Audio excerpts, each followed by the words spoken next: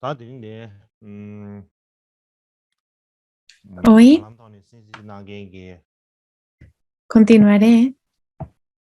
근데가게 러주게 신이나 바당 Disculpad, hoy quiero comenzar dando mis saludos a todos los Kempos, a toda la Sangha,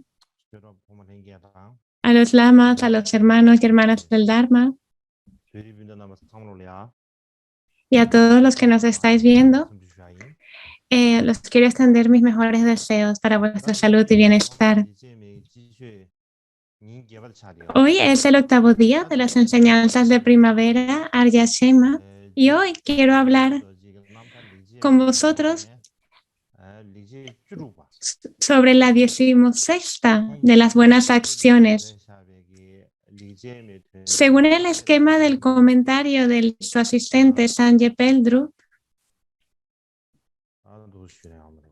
un momento, os lo muestro en la pantalla, el esquema del comentario.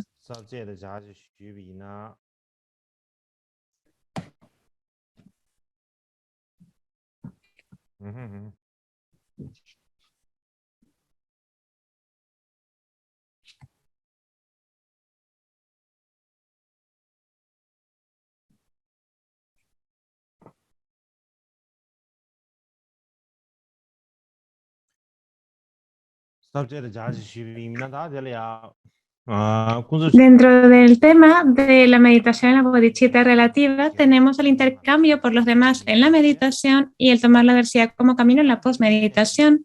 En el segundo apartado de tomar la adversidad como camino en la postmeditación, además se divide en 10. Primero es de tomar el acotamiento de las... Bueno, es que lo leo muy rápido, lo tenéis en la pantalla. Entre todos ellos, hemos discutido la primera y estamos en la 6ª y en la 7ª. Primero vamos a ver la 6ª, que es tomar el beneficio y la felicidad de las buenas intenciones como camino. ¿Cuál es el verso que se corresponde con este título? Aparte del beneficio de la auténtica iluminación, ¿cómo podría procurar para todos los seres que abarcan el espacio los beneficios inferiores y provisionales de la felicidad de las existencias y la paz? Pienso en esto como una de mis acciones virtuosas.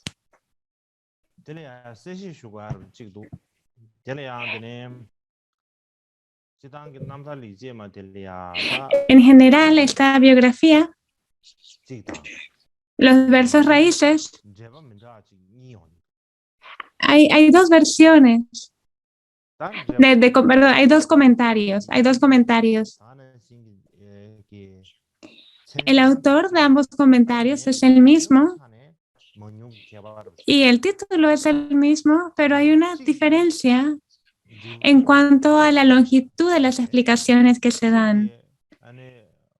Uno de ellos lo obtuvimos en la biblioteca de Drepung y el otro del Podran. El de Drepung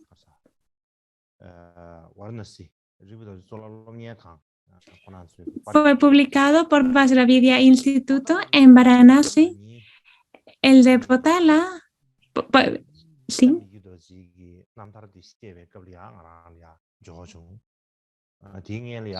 Lo recibí cuando estaba enseñando, cuando comencé a enseñar de la biografía de Mikyo Dori. Antes no lo había visto. Entre estos dos, pues tienen el mismo autor, el mismo título, pero hay diferencias en el contenido. Hay una diferencia de 2-3 páginas de la longitud del texto. E incluso en los versos raíces que presentes en estos comentarios son un poco distintos, hay ciertas diferencias. Estos versos raíces son de una... vienen del texto de los trabajos reunidos. En el futuro me gustaría examinar estos comentarios y comparar las diferencias de los versos raíces. Creo que este es un buen momento para explicaros esta discrepancia que hay.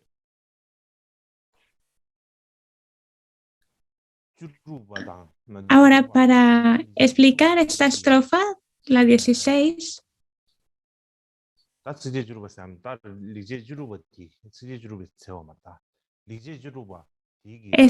16ª acción virtuosa, ¿cómo se puede entender? En general, si no se tragan las profundidades del samsara y se llevan a todos los seres a la budeidad insuperable, pues puede que a nivel provisional les otorgue la felicidad a los dioses o los humanos, o quizás el nivel de los oyentes Pratyekabudas o Arhat.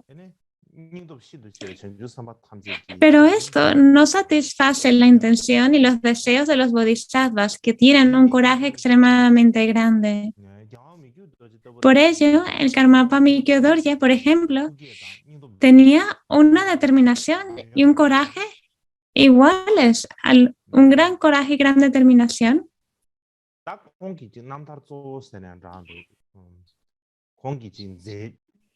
Y se dice que es igual a la Avalokiteshvara, su coraje.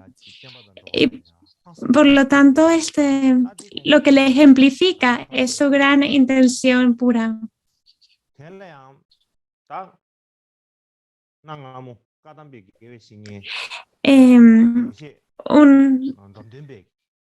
Geshe Drontompa, uno de los maestros Kadampa, dijo: Atisha no elogió tanto a los oyentes y Pratyekabudas. Eso lo dijo Geshe Drontompa. Es decir, no decía mucho: los oyentes, los Pratyekabudas son magníficos, tienen tantas cualidades. Puesto de decirlo, pues muchas personas pensarían: el estado de los Shravakas es suficiente, está muy bien, vamos a esforzarnos en ello. Para que la gente no se contentara con esto, pues realmente Atisha no los elogiaba tanto.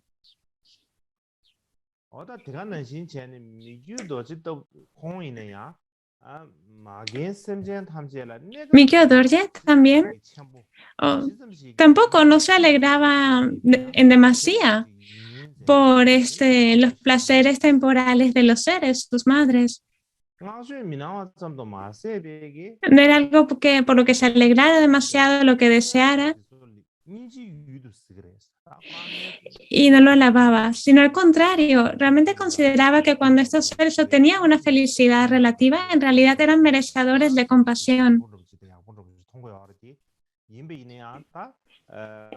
Ellos lo veían como algo bueno, ¿no? Tener estas posesiones o ganancias o situación. Pero alguien que ve la naturaleza profunda, pues ve que esto también es sufrimiento por naturaleza, que siguen bajo el poder del karma y de las aflicciones, y que en realidad va a producir sufrimiento, y que por lo tanto esto es algo hacia lo que sentir compasión. En general, en la sociedad tibetana, durante la vida de Mykyo Dorje, algunas personas desean ser muy benevolentes y que pensaban a largo plazo. Muchas personas decían esto acerca de sí mismos. Y lo que hacían era que se esforzaban en evitar que las personas enfermaran o fallecieran, o que perdieran sus posesiones y su poder. Y esto lo consideraban algo muy importante y realmente ayudaban en este sentido. Ayudaban en todo lo posible. Y de igual manera,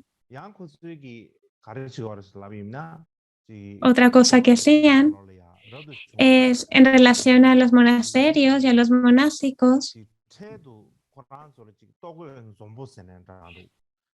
consideraba muy importante que tuvieran buenas condiciones, que tuvieran hábitos, vestimenta, comida, y se apresuraban día y noche buscando patrocinadores para su comida y su ropa, y se esforzaban de distintas maneras. Se esforzaban tanto que en realidad ellos no tenían tiempo para cuidarse a sí mismos, para comer o beber.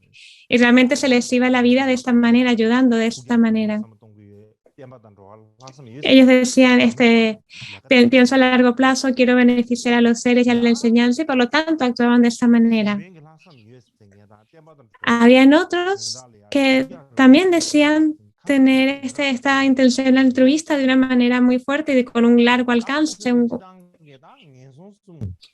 Y ellos temían a los reinos inferiores y por lo tanto buscaban un buen renacimiento, puesto que sabían que de nacer en los reinos inferiores el sufrimiento sería intolerable. Y para no nacer ahí, pues lo que hacían era, por ejemplo, proteger la vida, ¿no? Algunos animales condenados a ser masacrados, pues ellos los liberaban. Pero aparte de eso, no hacían otra virtud realmente. Simplemente se aplicaban a liberar animales. Y lo hacían como para evitar ellos renacer en los reinos inferiores. Y realmente en relación a los grandes seres que beneficiaban a otros, pues tenían visiones erróneas hacia ellos. Les criticaban, decían, ay, pues estos hablan y nunca hacen nada. En realidad no tienen compasión, no tienen amor. Comen carne, hacen distintas cosas, en realidad solo hablan y no actúan en concordancia. De esa manera criticaban incluso a grandes seres. Algunas personas también decían que tenían una gran benevolencia y pensaban incluso aún más allá. Y realmente comprendían que el samsara solamente era sufrimiento. Y tenían miedo del sufrimiento, del nacimiento, de la vejez, la enfermedad y la muerte. Y sabían que la causa de todo esto depende de la mente, la causa está en la mente. Y sobre todo en los pensamientos. Debido a los pensamientos acumulamos karma. Y de esa manera surge todas las cosas desfavorables. Entonces, si detenemos los pensamientos, podremos detener la secuencia del nacimiento. Eso es lo que decían. Y, por ejemplo, cuando surge un pensamiento no virtuoso, pues hemos de desvanecerlo en la vacuidad, en un vacío total. Y con eso ya está bien. Entonces iban a un valle vacío, despoblado, y meditaban en esta vacuidad limitada o parcial.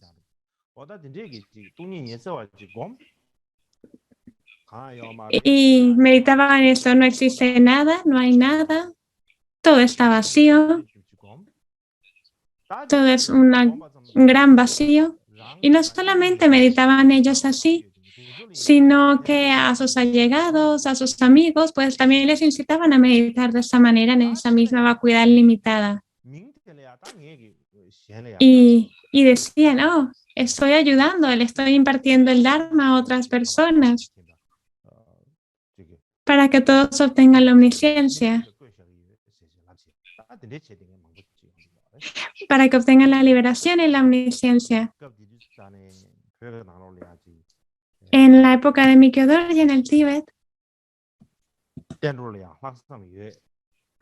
había muchas personas así que tenían que tener esta intención benevolente y que comprendían las cosas a largo plazo y que actuaban de esta manera que acabamos de describir.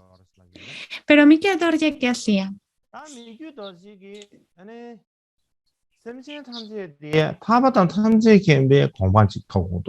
Mikyo Dorje realmente se preocupaba en que todos los seres obtuvieran la liberación y la omnisciencia. Y cualquier trabajo, cualquier labor que les haga obtener esto, pues tiene que ser hecho. Pero aparte de esto, por ejemplo, distintas cosas que le pudiesen llevar a los estados de humanos o de los dioses o de los Shravakas o nirvana parcial de los arhats. Pues no era algo en lo que preocuparse, no había que preocuparse en estas acciones que procuraban solamente una felicidad relativa y pasajera. Pero si era para el gran logro de la iluminación, pues hacía todo lo posible para ayudar,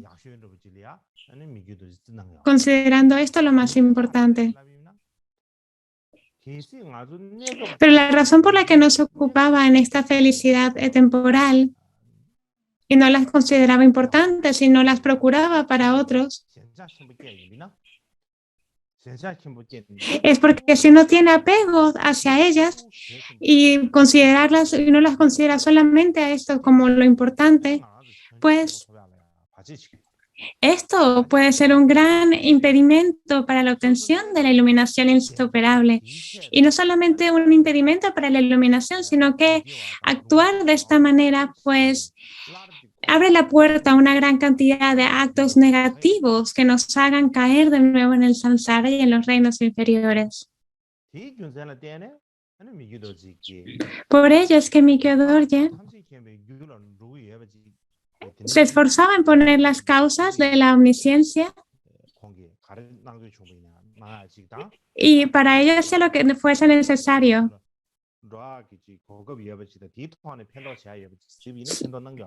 Si había una oportunidad de ayudar a alguien a obtener la omnisciencia, él la aprovechaba, él lo hacía. Pero no se preocupaba con actos así floridos que de fuera parecían muy bonitos.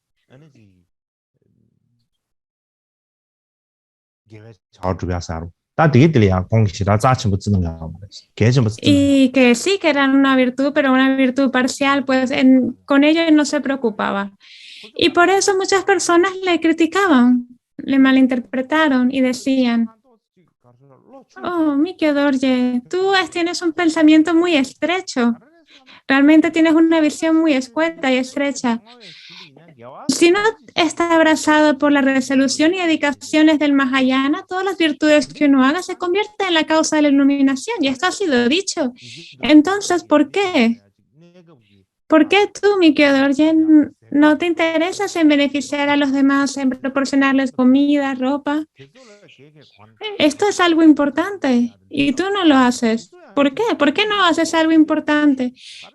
Con esto no estás haciendo las acciones de un bodhisattva.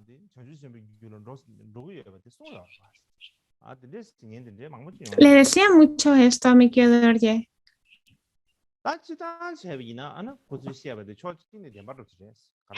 Desde una perspectiva, ok, esto es verdad, pero hay causas lejanas y causas directas para la omnisciencia. Y a veces las causas lejanas pueden impedir la ejecución de causas directas.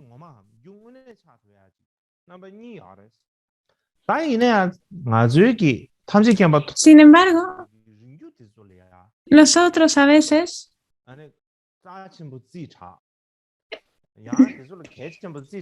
vemos que las causas lejanas son importantes y nos ocupamos solamente con ellas. Y entonces obviamos las causas directas de la omnisciencia.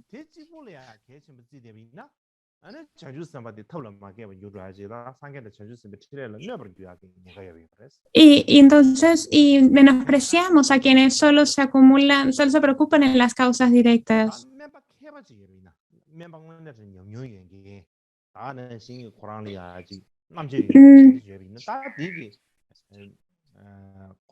Y también si uno solo considera importante las causas lejanas, uno no es un bodhisattva hábil.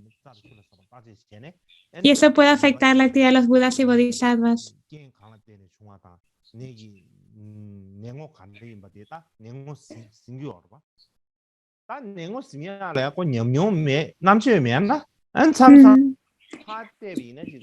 Pero a veces la gente sin una inteligencia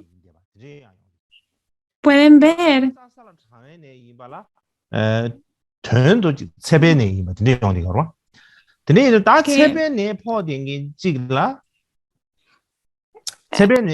las personas con falta de inteligencia no pueden ver directamente.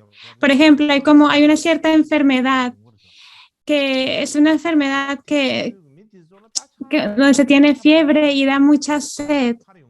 Y realmente esas personas con esta enfermedad tienen sed y lo que quieren es tomar alcohol, en realidad. Es como lo que sienten que les va a calmar la sed.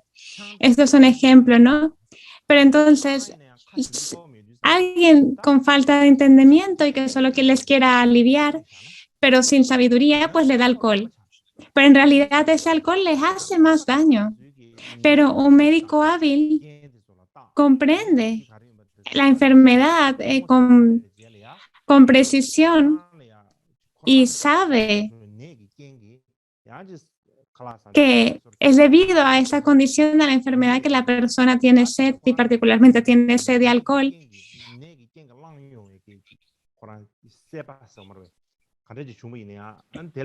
Pero comprende lo que le hará el alcohol, ¿no?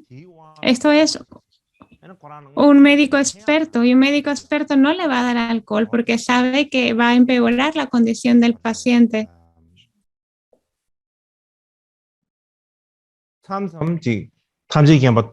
A veces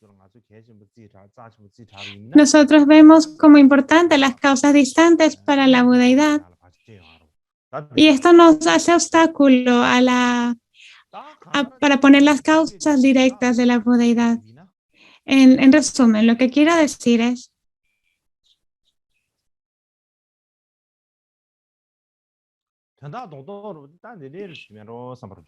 hecho este resumen del significado de la estanza. Básicamente en nuestras vidas siempre estamos realizando alguna tarea o actividad y debemos de hacerla con una buena intención, con la intención altruista de alcanzar la budeidad, y esto es imprescindible. Y en esto, a su vez, hay varios puntos cruciales que hemos de comprender bien. ¿Cuáles son? ¿Qué queremos decir con esto de buenas intenciones, intenciones altruistas? ¿Y cómo desarrollar esta intención altruista para alcanzar la budeidad? Luego también, ¿qué es lo que define la virtud? ¿Cuál es la calidad y la cantidad de la virtud? Gracias a las cuales podemos acumular las acumulaciones. Entonces, están estos tres puntos cruciales. Si los entendemos, pues entenderemos la estanza de este verso. Perdón, esta estanza 16, el significado de esta estanza. El primero de estos puntos es, ¿qué es exactamente el altruismo? ¿Qué significa beneficiar a los demás?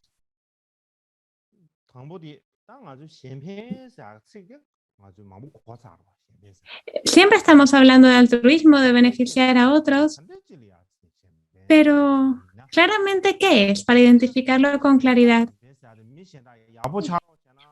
En realidad es tener esta intención de ayudar a que todo le salga bien a otras personas.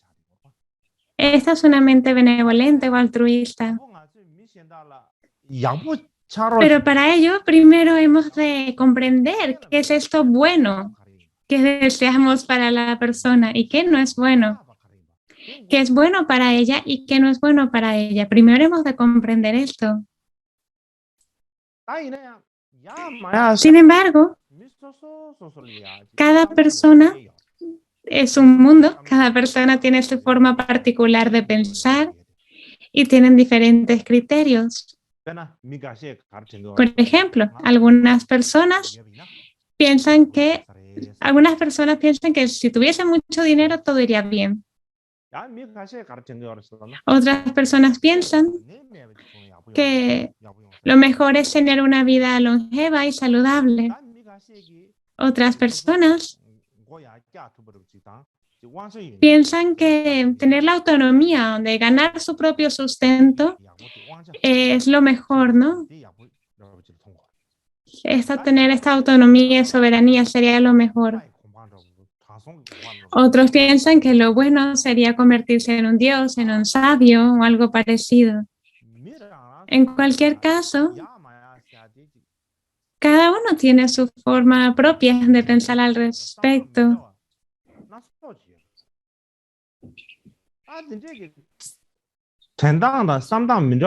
Y con estas diferentes ideas de las personas, ¿qué es lo más importante y qué es lo mejor?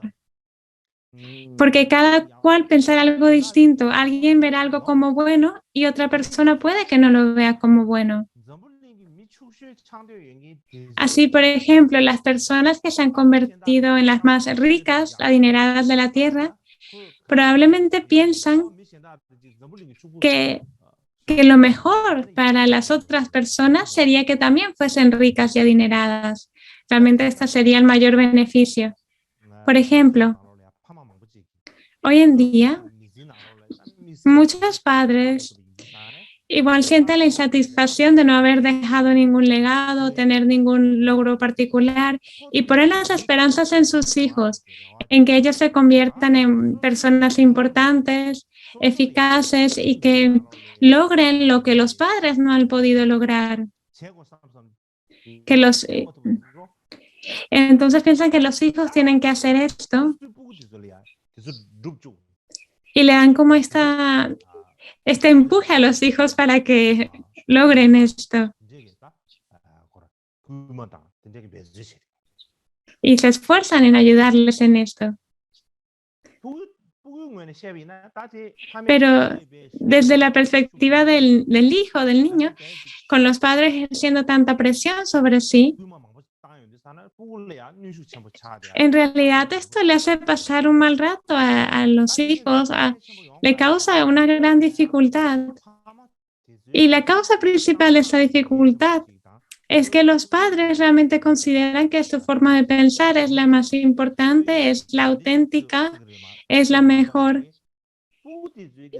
Y no prestan mucha atención a los pensamientos y sentimientos de los hijos. Y por ello, entre los padres y los hijos hay presiones, diferencias. A veces también los padres también pueden infligir mucho daño los hijos también pueden infligir daño a los padres. Hay distintas cosas. Por lo tanto, lo que es más beneficioso para los demás es un tema muy difícil y muy complicado realmente.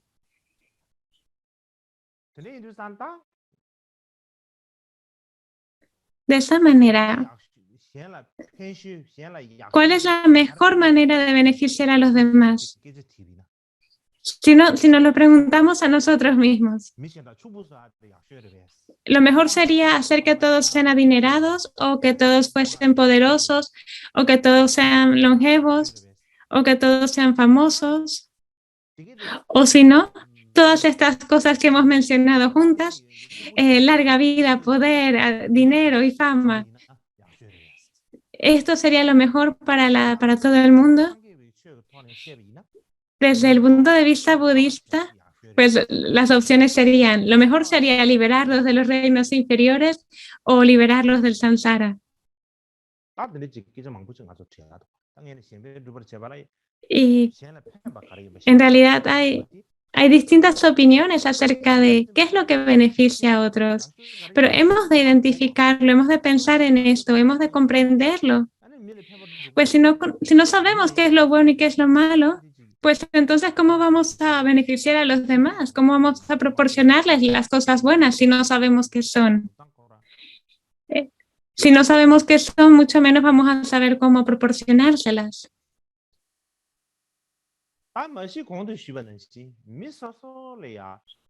Cada persona tiene una idea de qué es lo que más beneficia, de qué es lo mejor.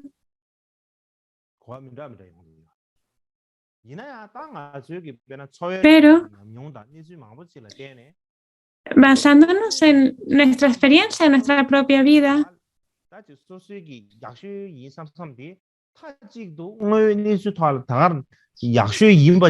tenemos nuestras propias nociones, pero no es necesariamente cierto que nuestra opinión de qué es lo mejor sea correcta, sea precisa. Hay distintas opiniones y no podemos decir que la nuestra sea la auténtica. Entonces, ¿qué es lo que debemos de hacer?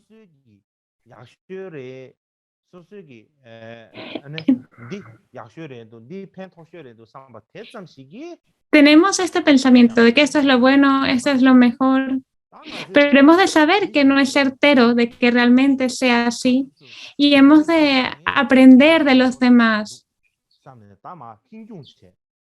Hemos de tragar nuestro orgullo y estudiar con personas más sabias, personas con prajna, personas con experiencia. Hemos de estudiar con este tipo de personas, pues ellos nos van a poder ayudar a discernir qué es lo importante, qué es lo beneficioso. Nosotros, los budistas, ¿de quién aprendemos? Tal como los niños aprenden de su madre, nosotros aprendemos del Buda. Él es quien nos aconseja, quien nos guía. Pero el Buda pasó al Paranirvana hace más de 2500 años y por lo tanto no podemos ir y plantearle nuestras dudas directamente. Por eso hemos de apoyarnos en el linaje ininterrumpido que ha llegado hasta nuestros días desde el Buda Shakyamuni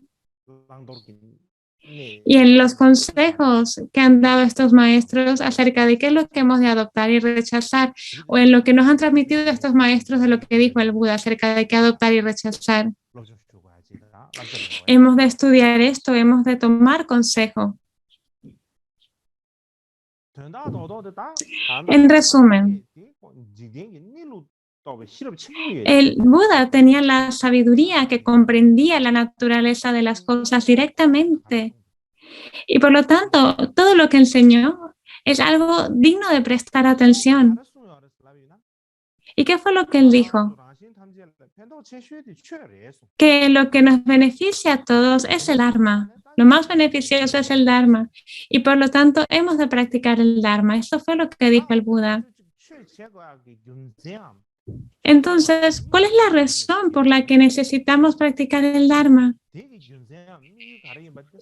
Esto el Buda lo explicó con gran claridad y dijo que hemos de practicar el Dharma debido o para obtener la liberación o bien para obtener el nivel de la budeidad. Para ello hemos de practicar el Dharma. Por lo tanto, si somos alguien con esta intención altruista, con esta intención más benevolente y procuramos realmente el mejor beneficio para los demás, pues hemos de procurar la práctica del Dharma para obtener la liberación y la omnisciencia. Esto está muy claro.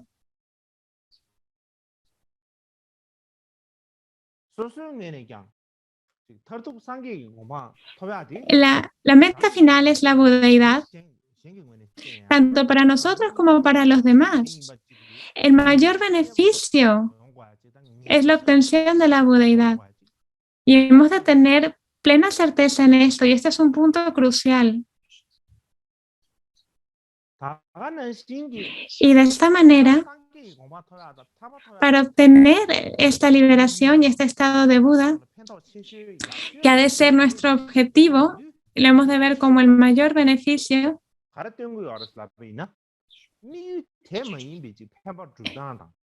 esto además nos muestra que los demás objetivos y las demás formas de ayudar no son la forma más elevada de beneficio, no son el mejor beneficio. No son las formas definitivas de ayudar. Esto también nos lo está enseñando el Buda. Obtener la liberación y obtener el estado de Buda son los objetivos principales. Y esto a su vez indica que los demás objetivos, hay muchas otras formas de beneficio que no son estas dos, pero no son las más importantes, no son las más beneficiosas, puesto que ya está muy claro que lo más beneficioso es el estado de Buda. Solo hay una. Si hubiesen Claro, si consideramos lo más importante varias cosas, pues no serían la más importante porque son varias, ¿no? Si es la más importante es una sola. En resumen, hemos de mirar qué es lo que enseña el Buda, y el Buda enseñó que lo importante es practicar el Dharma, esto es lo que procura el mayor beneficio para obtener, y que hemos de practicar el Dharma para obtener la liberación y la budeidad, y esto es realmente lo que procura el beneficio de los demás, el mayor beneficio. No es que hubo un consejo y varias personas se reunieron y se lo plantearon a ver qué es lo más beneficioso y llegaron a la conclusión en conjunto de que tenía que ser la budeidad. No, fue el Buda con su sabiduría que veía directamente la naturaleza de las cosas, que vio directamente que lo más beneficioso es el Dharma, puesto que procura la budeidad, su práctica procura la budeidad.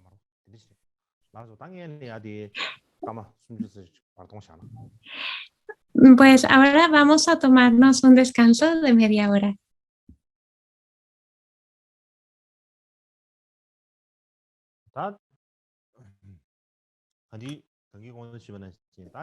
Para continuar lo que decía antes, estar hablando del beneficio de los demás, de qué es lo que más les beneficia, y que a pesar de que cada persona tenga una manera diferente de ver esto, de pensar,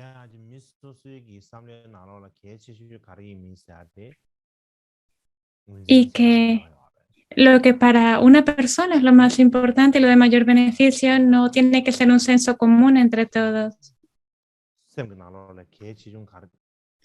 Lo más importante en lo que hacemos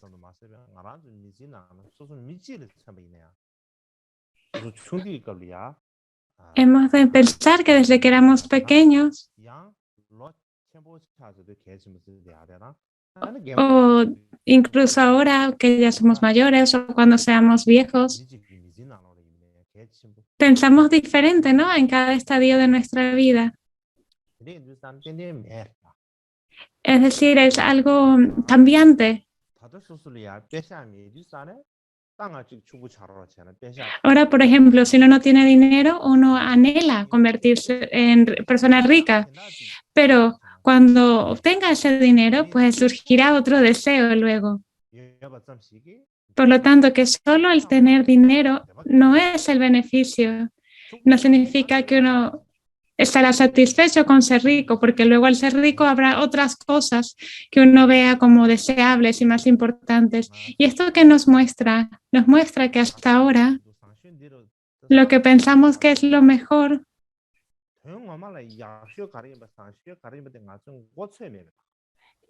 no es lo que en realidad es mejor a nivel último. Todavía no hemos identificado cuál es este beneficio auténtico y en su máxima expresión. Todavía no nos hemos dado cuenta de qué es. Lo siguiente de lo que quiero hablar es de qué es exactamente esta intención altruista.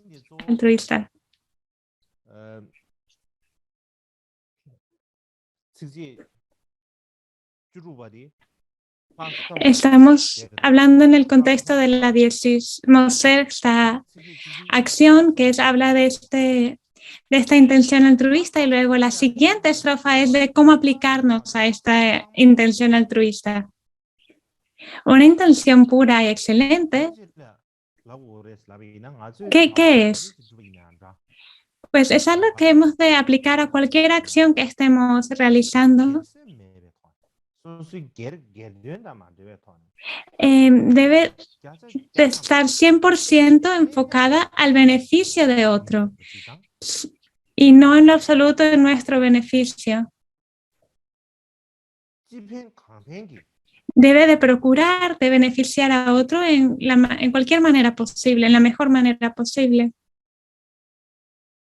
Esa es una intención pura y excelente.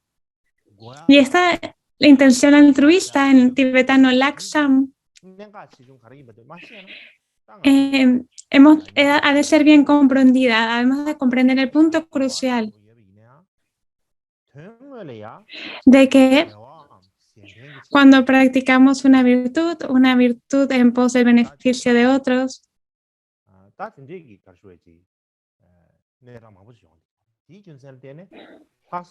en estas situaciones hemos de identificar exactamente qué es esta intención altruista. Hemos de comprender el punto crucial de una intención altruista. Por ejemplo, vamos a dar un ejemplo. Tenemos un buey que va a ser masacrado y puede que lo liberemos de esto y lo liberemos. ¿Pero esto es algo virtuoso o no? En general, puedes evitar que maten a un buey, a un animal. Es algo virtuoso, es un acto virtuoso, es proteger la vida. Sin embargo, ¿es virtud o no? No depende exclusivamente de la forma de actuar de la persona. La forma de actuar de la persona no determina si algo es virtud o no. ¿Por qué? Puesto que esta liberación del buey es un acto de cuerpo y puede que sea acompañado con palabras,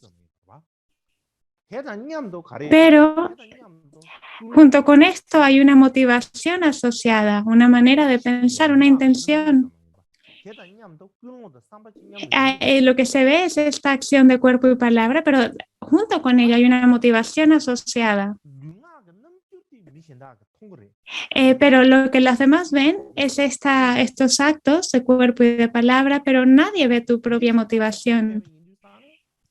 Y puesto que nadie la ve, puede que la descuidemos y no le demos importancia a esta motivación. Podemos pensar, como nadie se da cuenta, pues da igual lo que piense, cuál sea mi motivación e intención. Existe este peligro. Sin embargo, en realidad, la motivación, la intención es lo más importante. Ahora, nuestras acciones de cuerpo y de palabra, como liberar al buey, y luego está nuestra motivación. Entonces, ¿cuál es más importante, las acciones o la motivación? ¿Son igual de importantes? No, en realidad la motivación es más importante que la acción y se puede decir esto perfectamente. ¿Por qué? Porque primero, lo que determina la virtud, por ejemplo, liberar a un animal si no se hace con una intención virtuosa no es algo virtuoso. Y por ello, si no se tiene una intención adecuada, pues uno no practica la virtud. Y por ejemplo, la motivación es lo que nos mueve, ¿no? Si no tenemos ninguna motivación en absoluto, ni siquiera vamos a liberar a ese animal.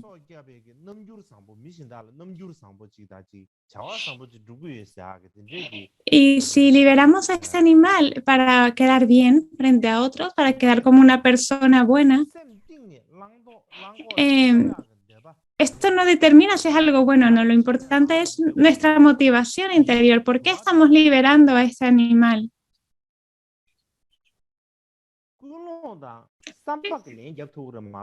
Estas preguntas de por qué estamos liberando al animal solo pueden ser respondidas al ver nuestra motivación, no nuestras acciones o palabras.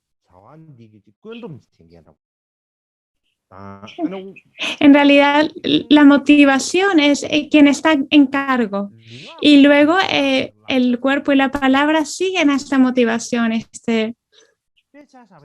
Son como herramientas que utiliza la motivación, las acciones de cuerpo y de palabra. Por ejemplo, vamos a algún sitio y conduciendo y nos atropella otro coche. Tenemos un accidente de coche,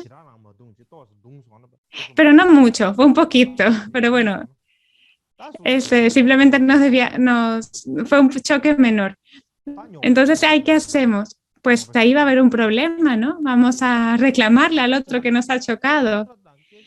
Y cuando vamos a reclamarle, ¿a quién le reclamamos? Le reclamamos al conductor del coche que nos ha chocado. No vamos a hablar con el coche. No vamos a decirle, mira, coche, ¿qué te pasa? Que me chocaste y yo no te hice nada. Nos verían como tontos, estúpidos o locos si nos ponemos a discutir con el coche o el carro.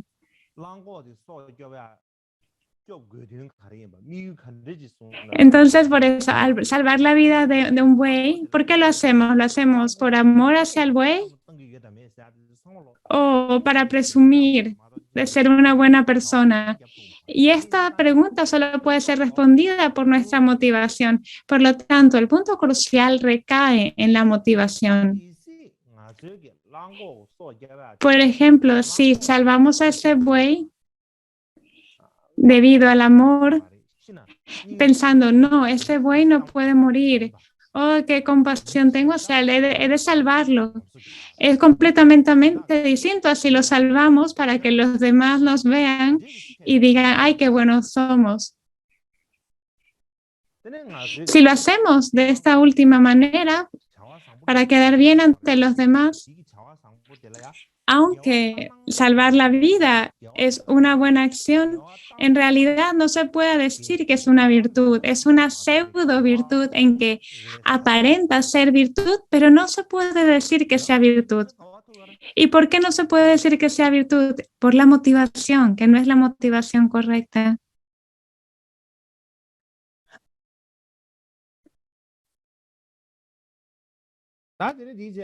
Y luego así llegamos al tercer punto, que es que tenemos que cumplir con las virtudes que son de calidad y que cumplen con un cierto estándar, con un cierto nivel. Al pensar en esto, que podemos ver que podemos hacer las mismas acciones físicas y verbales. Por ejemplo, alguien puede proteger la vida de ese buey y a realizar una acción virtuosa. Alguien puede proteger su vida y no realizar una acción virtuosa. Y el acto es el mismo. Pero ¿qué es lo que lo hace virtud? Hay dos razones para que realmente el resultado sea diferente. La primera es lo que estamos hablando, es la motivación. Hay esta diferencia de motivación. Y la motivación se puede dividir en la motivación causal y la motivación inmediata. Para explicarlo de manera fácil,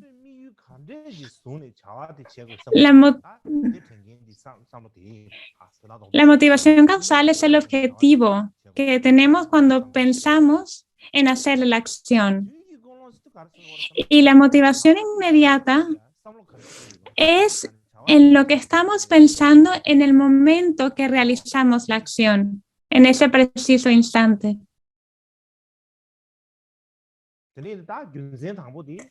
Entonces, lo primero es lo que se le llama habitualmente la motivación causal, pero se puede dividir en dos.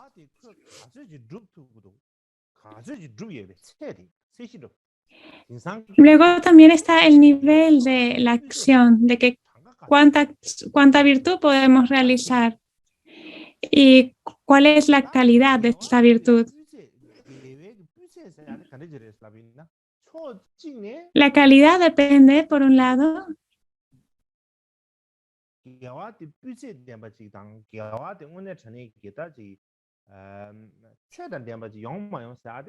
para que sea una virtud auténtica o no, esto depende de la motivación, del objetivo. Y eso determina la calidad. Como hemos hablado, hay dos tipos de motivación, la motivación causal y la inmediata. El objetivo para realizar un acto en concreto, si es una acción altruista o no, ¿en dónde recae? Recae en la motivación causal. Entre estas dos, el objetivo, en cualquier acto que estemos realizando, lo más importante es tener un objetivo claro.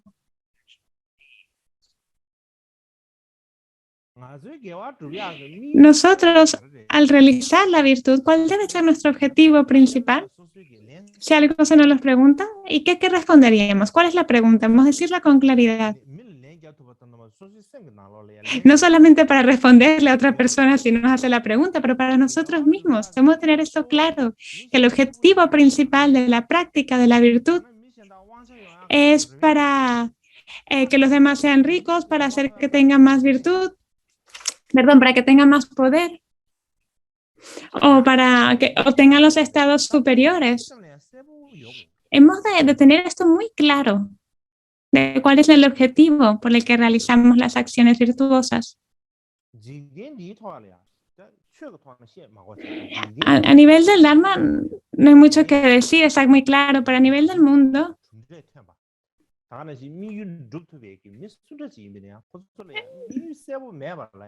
vemos que uno actúa a veces sin ningún objetivo claro. No va bien cuando la gente no tiene un objetivo claro y hace distintas cosas. ¿No? En el mundo es obvio que uno tiene que tener un objetivo claro y esto permite obtener un resultado, pero si una persona no tiene un objetivo claro, pues no obtiene nada. Entonces, tenemos que tener claro nuestro objetivo, nuestra meta. Pero ahora, en nuestro caso, el punto crucial es... Entonces se puede malinterpretar pensando, pues no tenemos que ganar dinero, no tenemos que trabajar, ¿no? Porque solamente estamos enfocados en el objetivo del despertar. Pero es que incluso aunque practicamos el Dharma, pues necesitamos tener un medio de subsistencia, tener alimento, además. No estamos diciendo que no se deba de trabajar y de ganar dinero. No, se puede hacer, pero hemos de ver que esta ganancia de dinero es un aspecto, pero no es nuestra meta principal, simplemente un aspecto de esta meta. No debemos de poner nuestra esperanza en ganar dinero. Y entonces pensar a que si no somos capaces de ganar dinero, nuestra vida carece de sentido. Y que si una persona tiene mucho dinero, pues ha cumplido con su propósito de vida. No, esto no es algo que debamos de pensar, no hemos de considerarlo así. Nosotros, como practicantes del Dharma,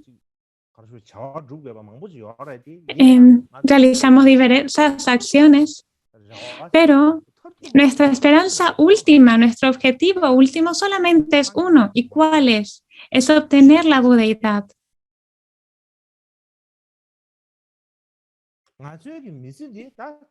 Nosotros en esta vida, este cuerpo que tenemos, cuando vamos a morir, cuando llegue el momento de la muerte, vamos a separarnos de este cuerpo y obtener otro cuerpo, pero no vamos a hacer una mudanza de conciencia, porque la conciencia se mantiene.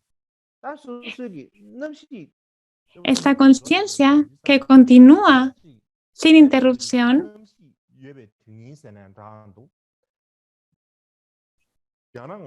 hemos de hacer que esta conciencia sea algo significativo y que tenga el objetivo de la budeidad, pues, y que lo tenga de una manera que no cambie. Entonces, desde una perspectiva, hemos de tener nuestro objetivo claro. Y segundo, no solamente claro, sino que hemos de tener estabilidad en el objetivo. No es que hoy pensamos que esto es importante, mañana que lo otro es importante. A veces vemos las cosas del mundo como importantes y a veces vemos las cosas del Dharma como importantes. No, no ha de ser así. De ser así, no vamos a obtener, o es muy difícil obtener la liberación y la omnisciencia. Hemos de tener nuestro objetivo claro y de una manera estable, de una manera inmutable, que no cambie nuestro objetivo.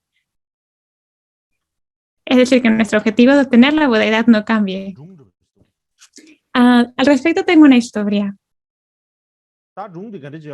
¿Cuál es la historia que os quiero contar?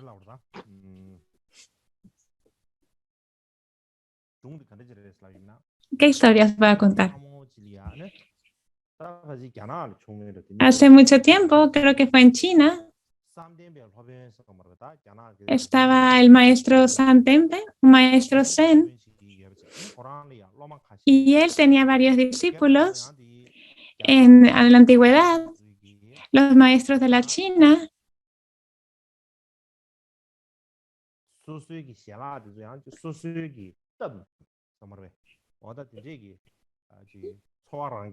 se cocinaban a sí mismos, tenían una vida independiente. En una ocasión, el maestro le enseñó a los discípulos cómo cultivar el arroz. Muchos de vosotros sabéis, ¿no? Cómo se planta el arroz, ¿no? Lo habéis visto en la India y en Nepal. Que se ha de hacer como brote a brote, se ha de poner, ¿no? Y se ha de hacer, este brote ha de estar muy bien recto y en línea, todo muy bien organizado. Y si se ve, parece como una regla, ¿no? Hecho con reglas. Y los discípulos lo hacían todo torcido. Lo hacían algunos inclinados a la derecha, otros inclinados a la izquierda, otros en zigzag. Y el maestro, cuando vio lo que hacían los discípulos, no tenía nada que ver, porque el maestro lo hacía todo muy recto, todo muy ordenado. Y le dijo a los discípulos, el maestro les dijo, le dijeron, cuando siembras el arroz, está todo tan derecho, tan bien organizado. A nosotros no nos pasa esto, le dijeron los discípulos al maestro. Y el maestro les dijo, se comenzó a reír primero. Y le dijo, eso es muy fácil. Porque cuando vosotros plantáis estas semillas del arroz,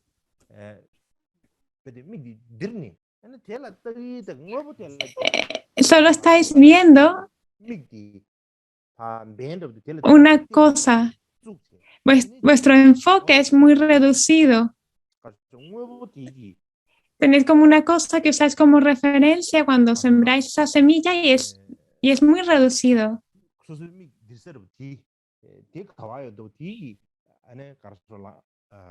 Mira simplemente donde sembraste la última vez y haces una línea recta para la nueva siembra.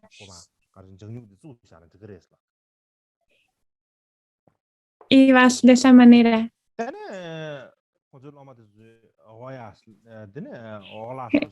Y los estudiantes dijeron, vale. Y continuaron trabajando. Y entonces tuvieron un problema. Antes lo estaban haciendo torcido. Y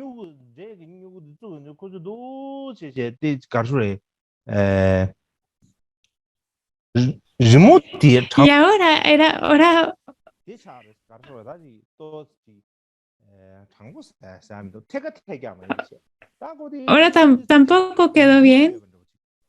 Quedó como circular. Quedó como redondo el patrón en lugar de ir en línea recta. El patrón de siembra. Y el maestro vio esto. Y les dijo, ¿qué os pasa? ¿Qué hacéis? ¿En qué os estabais enfocando cuando hicisteis esto? Y los discípulos le dijeron, pues tal como dijo el maestro, ¿no? De que nos enfocásemos en una cosa e hiciésemos y plantásemos.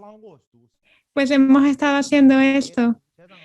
Y nos estábamos enfocando en este buey que estaba por ahí y lo usamos como referencia para plantar el arroz.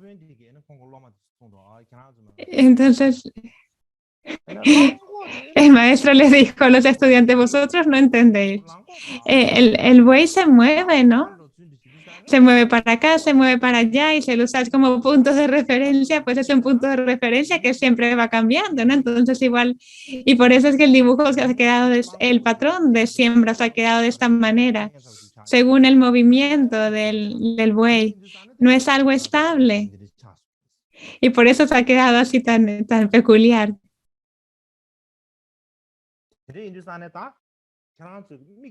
Entonces les dijo, tenéis que usar como punto de referencia algo estable y utilizarlo como referencia para la siembra. Al final lo consiguieron. Había un gran árbol y lo usaron como punto de referencia para poder sembrar de manera derecha, todo recto. Y al final lo consiguieron, pudieron hacerlo. Es algo así para nosotros. Necesitamos un objetivo claro, pero no solo claro, sino estable, tener una meta estable. No es que a veces nos interesamos por la virtud y a veces no es así.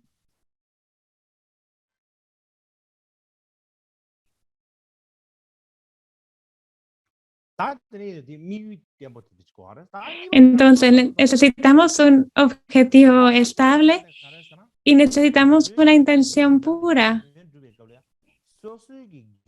Entonces esto significa que plantearnos si lo que hacemos realmente va a beneficiar a otros. Pero, y este beneficio hacia el otro tiene que estar dedicado 100%. No puede tener interés personal. Si hay un poquito de intención personal, pues entonces no es una intención altruista completamente pura, ya pierde la pureza.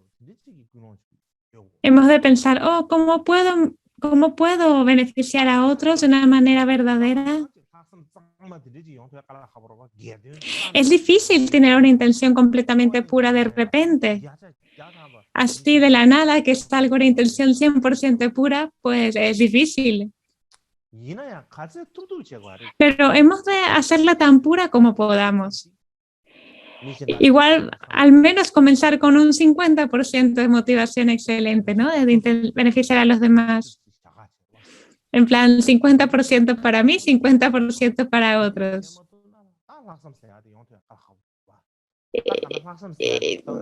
Y de esa manera podemos ir cultivando esta intención completamente pura.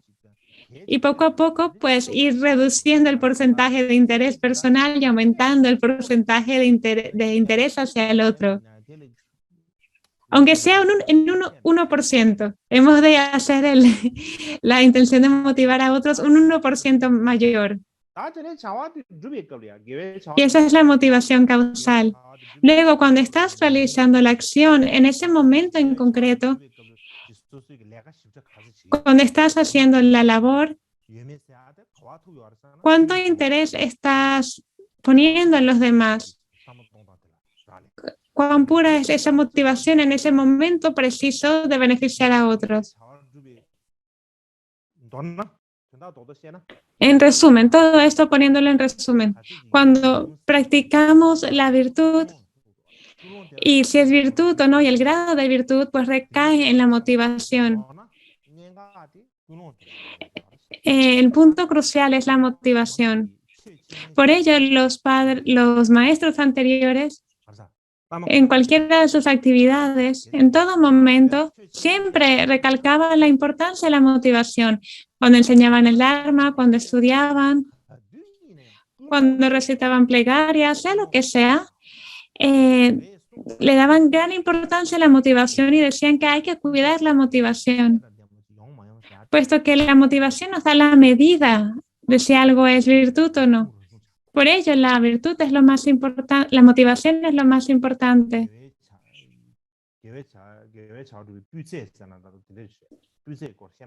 Esto nos habla de la calidad de la virtud, pero luego también está la cantidad. Y también esto es algo importante a considerar. En, en cuán extensión hemos de practicar la virtud, qué tan vasta debe ser nuestra práctica de la virtud, cuántas veces hemos de practicar la virtud. Por ejemplo, alguien piensa, pues cada día he de liberar animales. Cada día de mi vida he de hacer esto. Y entonces eso será una gran ola de virtud. Es así, es así. Pero no, no es certero que sea así. La razón recae en que lo que hace una virtud vasta o no, no es solamente el aspecto exterior. No recae en el aspecto exterior, sino que recae en el nivel de la calidad de la acción,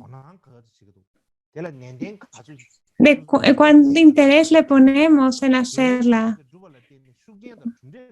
cuánto nos aplicamos a ella de corazón.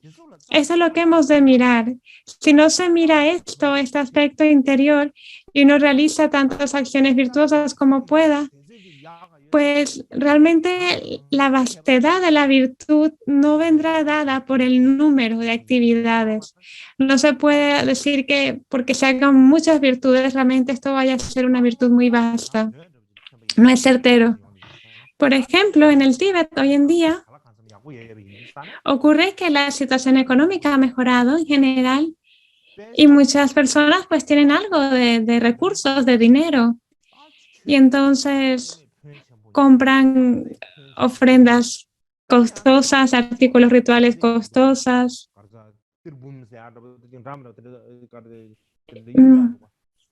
Y todas las cosas para las ofrendas las compran de un material muy costoso para hacer muchas ofrendas.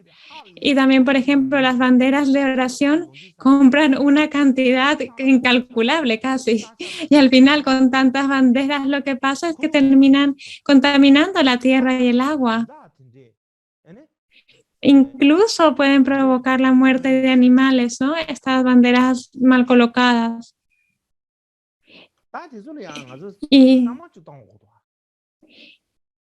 Y esto es algo en lo que hemos de pensar. Hemos de ver que nuestros antepasados no es que no tuvieran los recursos de hacer vastas ofrendas, no podemos decir esto. El punto principal recae en que nosotros no tenemos la misma visión pura, la misma fe y confianza que tenían nuestros antepasados. Y por ello creo que hoy en día ponemos nuestra esperanza en la cantidad y en la escala de las ofrendas. Y pensamos que entonces así será una gran ofrenda. Pero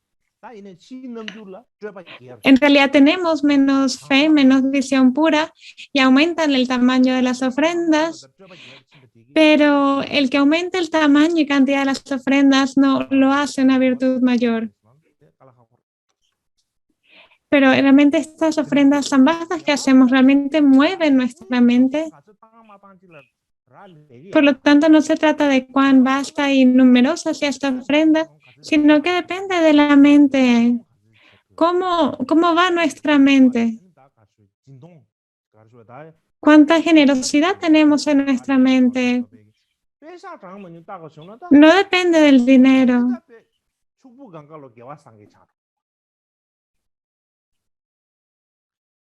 Pues si no, entonces diríamos que solamente los ricos acumulan mérito. Si fuésemos a acumular las acumulaciones de mérito con la cantidad y la calidad de cosas externas, pues entonces pensemos en realidad, comparémoslo con la situación del Buda cuando estuvo practicando austeridad de 6 años, que ni siquiera tenía para comer. ¿Y cómo acumuló mérito entonces? Hemos de plantearnos bien esta pregunta. Por lo tanto, lo que hace una gran ola de virtud no es la cantidad y la repetición de vastas ofrendas exteriores, sino que lo principal es la mente, depende de la mente y hemos de comprenderlo muy bien.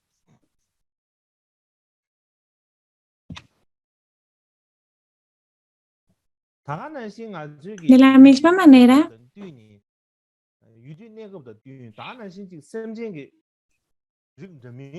hemos de estar en concordancia con el tiempo y lugar en el que nos encontramos.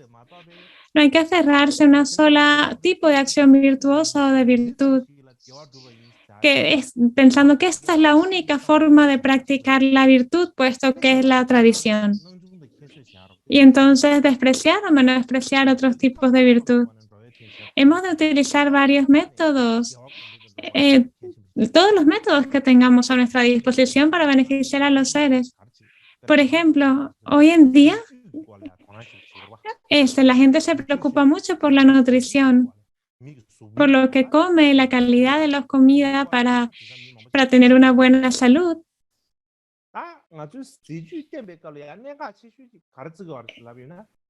Y cuando pensamos en la nutrición, algo importante es un balance entre la cantidad, la calidad y las cualidades.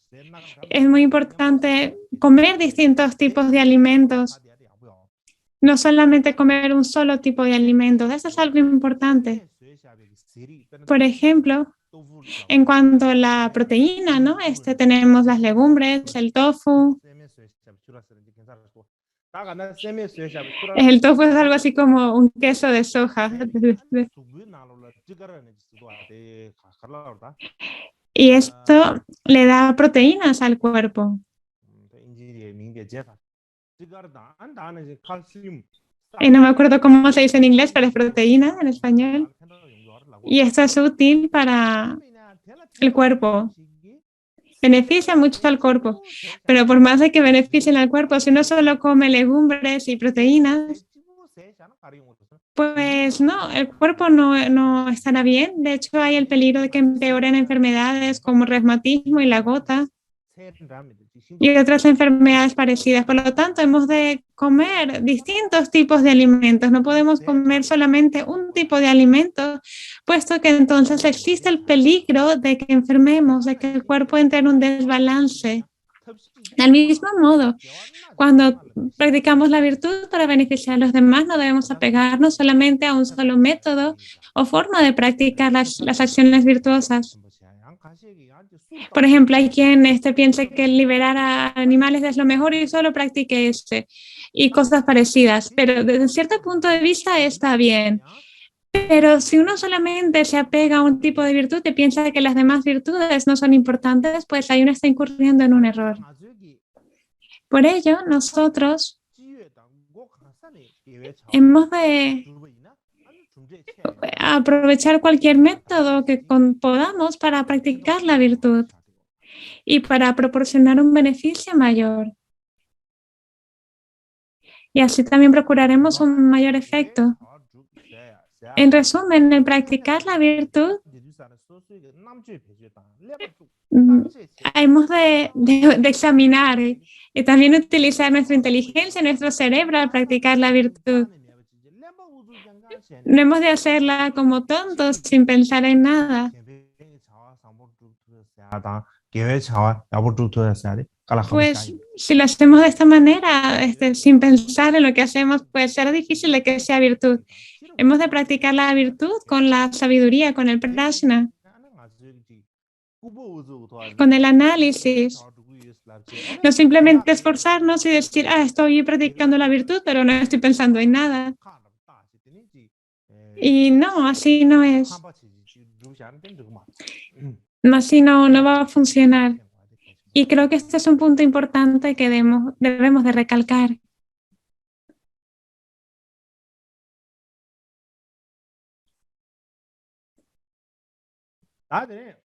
De manera similar, ahora.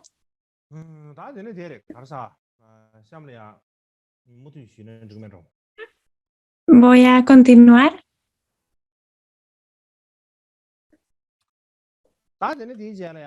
ahora consigue la, la acción virtuosa número 17, que es tomar las buenas intenciones como el camino. Para obtener la iluminación en beneficio propio de los demás, se debe abandonar la pereza, la depresión, el miedo y la fatiga y fortalecer la creciente diligencia imparable.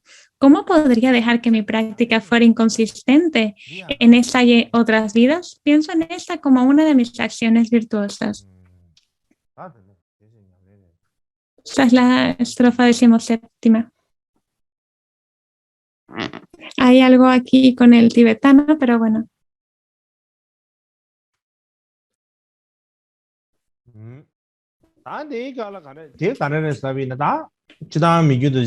¿Qué nos indica esta estrofa?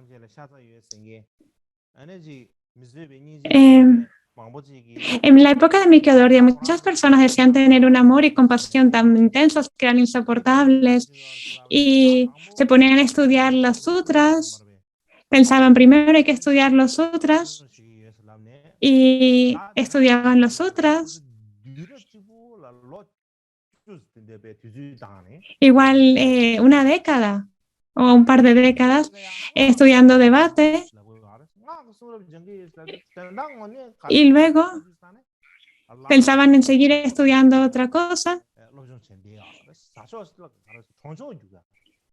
y se ponían a estudiar los rituales para los fallecidos,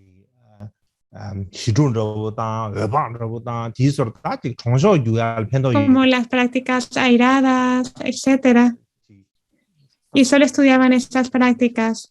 Realmente no estudiaban todo el Tantra, el Vajrayana, solamente estas prácticas en particulares, estas prácticas que se hacen en pos de los fallecidos y que aportan ofrendas y comidas a quien las hace.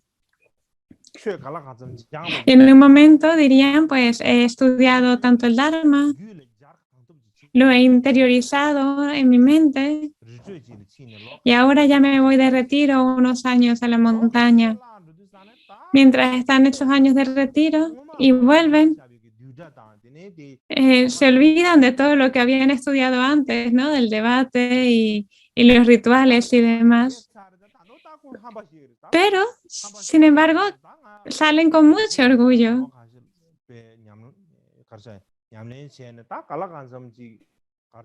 Dice,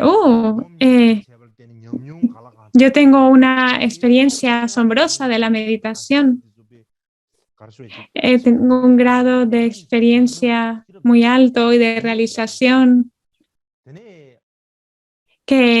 una realización que ha emergido gracias a la meditación. Se ponen muy orgullosos. Y si comparamos su práctica con la de los 3 tipos de individuos, pues no las encontramos ahí. Las escrituras de los 3 tipos de individuos, los caminos gradual, se dice con gran claridad lo que se ha de adoptar y lo que se ha de rechazar. Y está todo tan claramente expresado que no se puede inventar nada. Entonces ellos dicen, es que el Buda dijo muchas cosas, pero eran formas de hablar. No eran necesariamente verdaderas, había mucho significado provisional. Realmente no se puede decir que todo esto es certero. Para practicar el Dharma de verdad, hacen falta las instrucciones de los santos lamas que han obtenido la soberanía, de que han obtenido la libertad, que han realizado la naturaleza tal cual es y que han dado instrucciones orales. Entonces, esto es lo que necesitamos, estas instrucciones orales. Entonces, dan sus propias instrucciones y se aplican a las actividades, enseñar, debatir y escribir para ganar fama y reputación. O otros piensan, pues, yo no puedo hacer ese tipo de trabajo vasto. Realmente mi vida se agotará antes de que acabe todo este trabajo, es que no puedo hacerlo, es demasiado. alguien me puede matar antes de que acabe ese trabajo, morir de manera natural. Y por lo tanto no me voy a poner a trabajar mucho.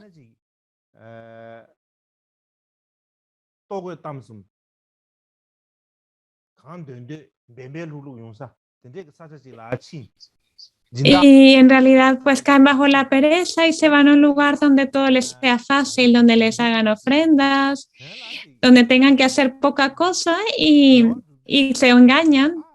Practican un poquito de virtud, aunque también practican no virtud y actos neutrales, y se quedan tranquilos, así contentos. La gente de su alrededor piensa, oh, este es un lama. Y él piensa, ah, pues estoy haciendo el bien, tengo discípulos, tengo patrocinadores. Y todo el mundo siente afecto por este maestro, tiene muchos discípulos porque él les habla de manera muy agradable. Y esto ocurre hacia todas estas personas.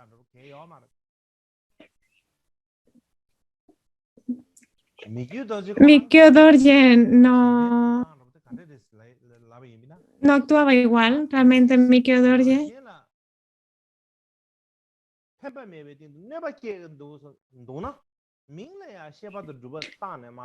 pensaba que en lugar de realizar un pseudo-dharma que en realidad perjudica a uno mismo y a los demás, pues esto es algo que se tenía que dejar de hacer.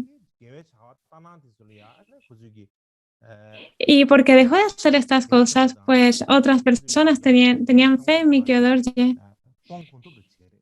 y siguieron su ejemplo y dejaron de pensar que estas pseudo virtudes eran algo importante y algo que tenía que ser realizado.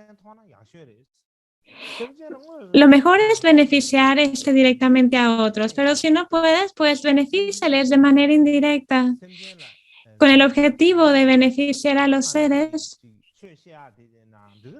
Realiza la virtud, pero primero has de empezar por no dañar a los demás. Y si puedes enseñar el Dharma, pues enseñar, contemplarlo, meditar, reunir monjes, sostener monasterios, construir estupas y estatuas. Está bien todo esto. Todas tus intenciones y acciones para aumentar el mérito se convertirán en causas de la iluminación. Pero si no tienes intenciones que se centren en el beneficio de los seres, o si las tienes, pero en poca medida y al final terminas dañándole, pues entonces esto carece de sentido. Puede que tengas un nombre muy bonito y muy aflorido, pero si realizas actos que dañan a los demás, pues no serán la causa de la budeidad.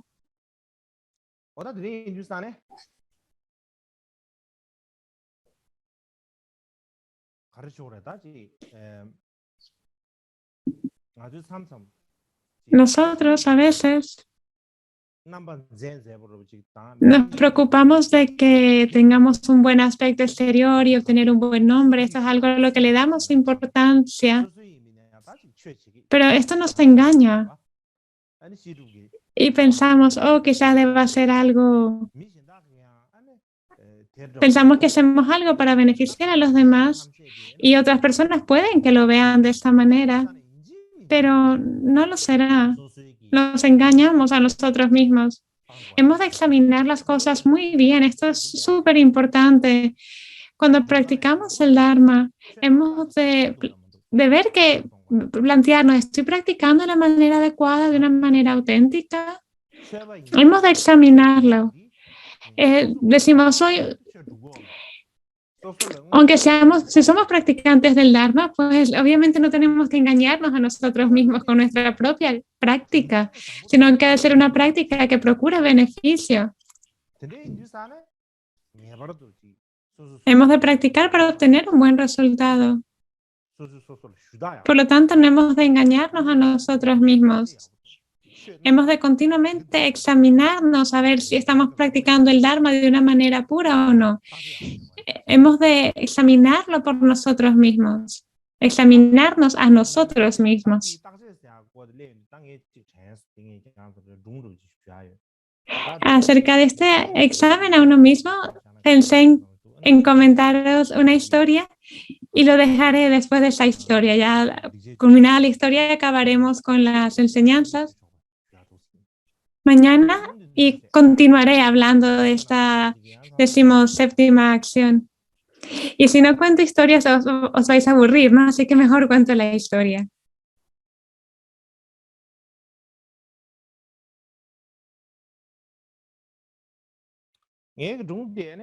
Esta historia que os quiero contar está relacionada con Jesu Milarepa. ¿Y qué historia específicamente es? Es una historia de cuando Milarepa estaba a punto de morir. Uy, un segundito, esperad. Uy.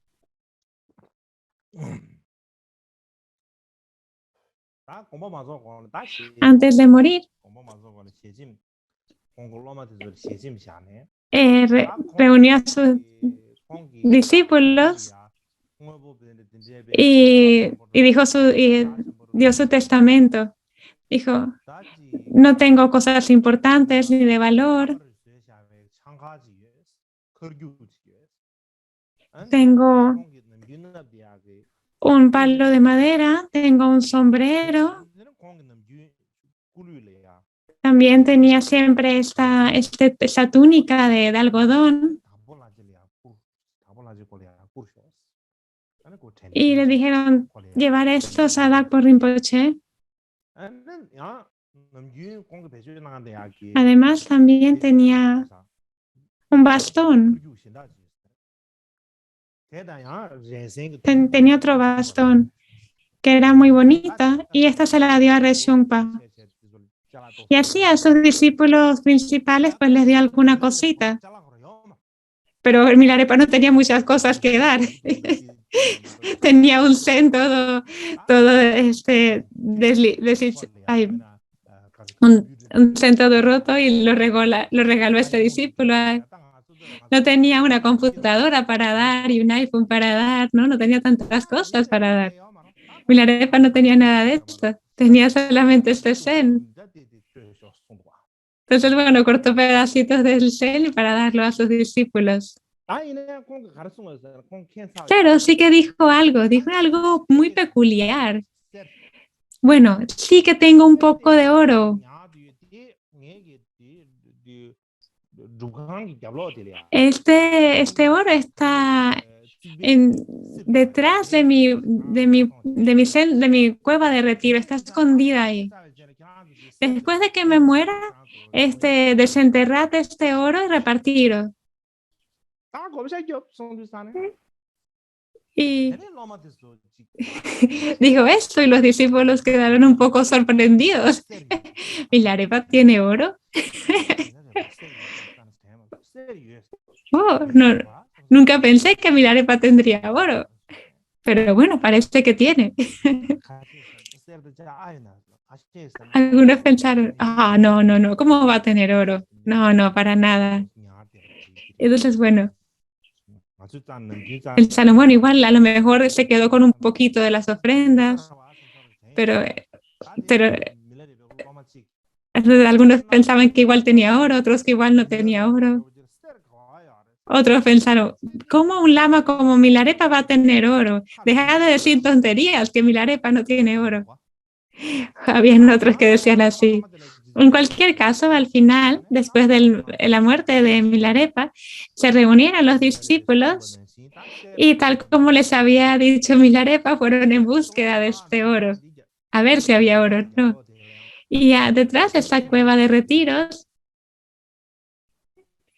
al fondo, sí, había algo ahí, había una bolsa, había algo ahí, envuelta en tela.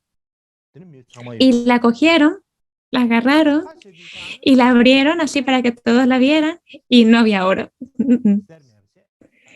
Nada de oro. Había una bola de azúcar, de molazas.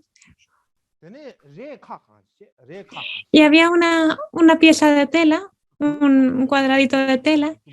Estaba esta molaza blanca, azúcar blanca y había un escrito perdón, un cuchillo de Milarepa, un cuchillo.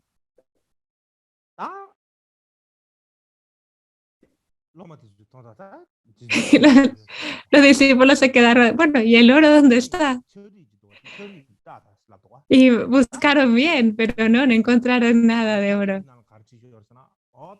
Pero buscando bien encontraron una nota de Milarepa que decía, cortad esta azúcar y repartidla entre vosotros, cada uno quedaos con una piecita, y esta tela, este cuadrado, esa tela en forma cuadrada, cortadla, y hasta que no se agote esta tela, cortadla, y cada uno quedaos con un pedacito de esta tela. Y también había un pedacito de papel con un escrito de Milarepa. Decía, pues puede que algunos piensen que yo, Milarepa, tengo oro. Los que piensen que tengo oro, comed mierda. Iros a comer mierda, vosotros que pensáis que tengo oro. Ponía esto aquí, una nota de Milarepa. Entonces, estos fueron 2-3 días después de la muerte de Milarepa. Todos estaban realmente deprimidos, muy abatidos, muy tristes. Y al encontrar esta nota de Milarepa diciendo que los que pensáis que tengo oro, comed mierda, pues todos se comenzaron a reír realmente. Les entró la risa, una risa muy fuerte a todos al leer esta nota de Milarepa.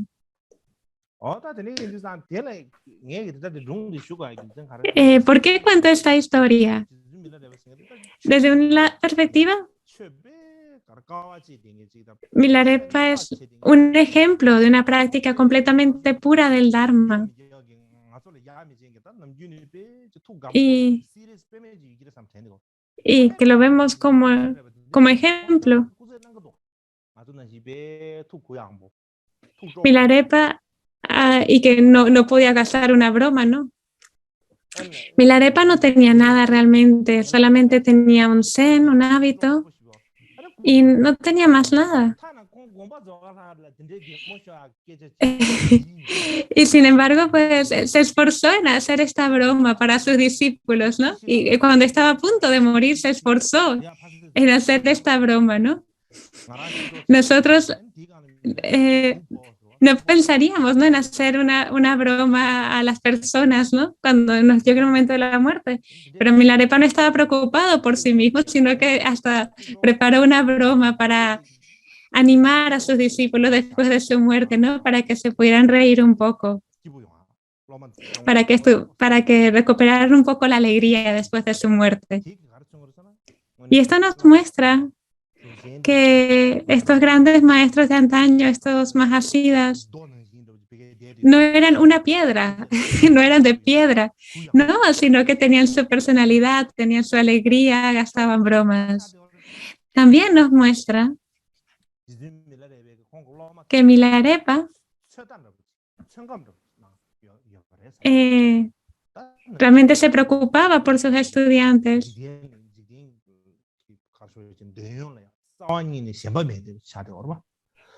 Milarepa no tenía nada de apego a las cosas del mundo, pero al decir yo tengo oro, los discípulos enseguida se sorprendieron, ¿no?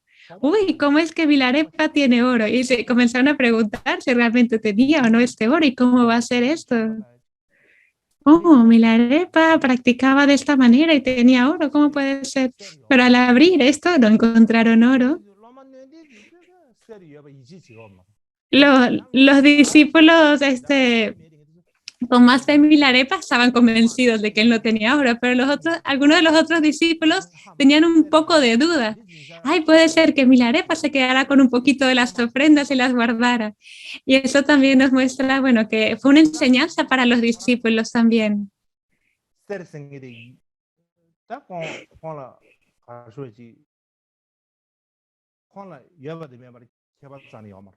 A Milarepa no le importaba lo que pensaran los discípulos, si tenía oro o no tenía oro.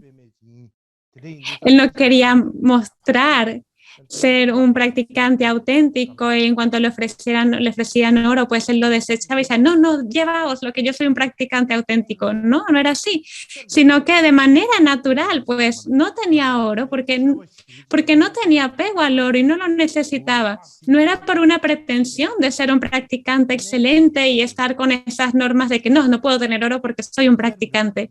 No, es que realmente no lo necesitaba y por eso no se lo quedaba. Lo que os quiero decir ahora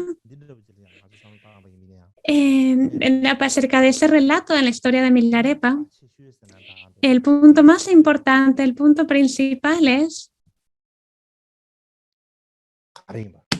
¿cuál es? ¿Cuál es el punto, lo principal en la vida de la persona? Hemos de pensarlo, de plantearlo. Pero lo vamos a dejar aquí la enseñanza. Vamos a hacer la dedicación.